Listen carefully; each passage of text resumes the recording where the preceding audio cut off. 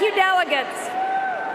And thank you, Pam Livingood, for sharing your family story here today.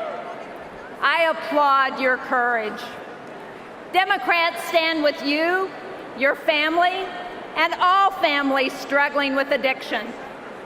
And President Hillary Clinton will stand with you, and we will win this fight together.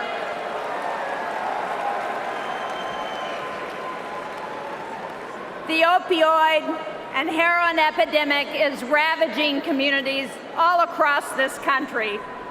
It's a crisis that affects old and young, rich and poor, men and women, Democrats and Republicans. And it will take all of us working together to defeat it. Across my home state of New Hampshire, the awful toll grows each year.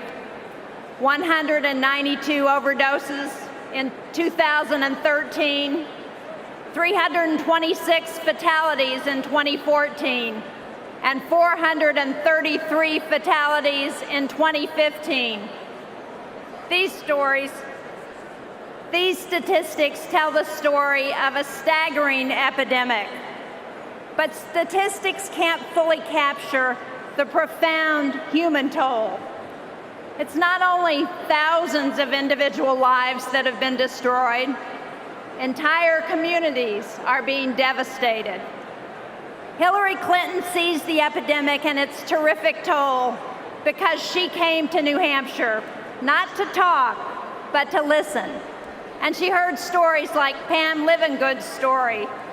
She heard stories like the one I recently heard about a young man full of promise on his way to college when he suffered a sports injury, got addicted to painkillers, switched to heroin, and now instead of living on the freshman quad, he's living on the streets, panhandling for his next fix.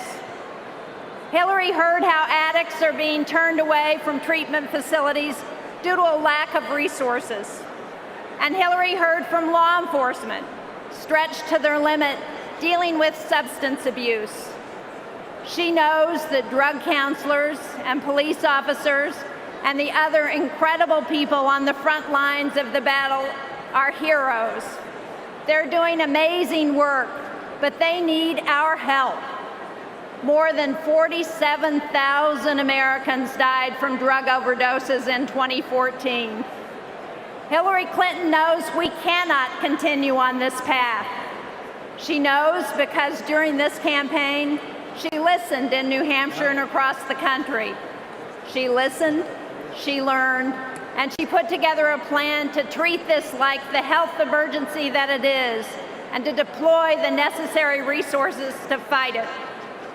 Her plan would invest in some very simple goals: empower communities to prevent drug use among teenagers, ensure every person suffering from addiction can obtain comprehensive treatment, ensure that all first responders carry Narcan, which can stop overdoses from becoming fatal, and prioritize treatment over prison for low-level and nonviolent drug offenses so we can end the era of mass incarceration. Early this year, I introduced an emergency funding bill in the Senate to pay for policing, prevention, treatment, and recovery. But sadly, it was defeated by Republicans. Donald Trump certainly doesn't have a plan to deal with this health epidemic that's gripped our country.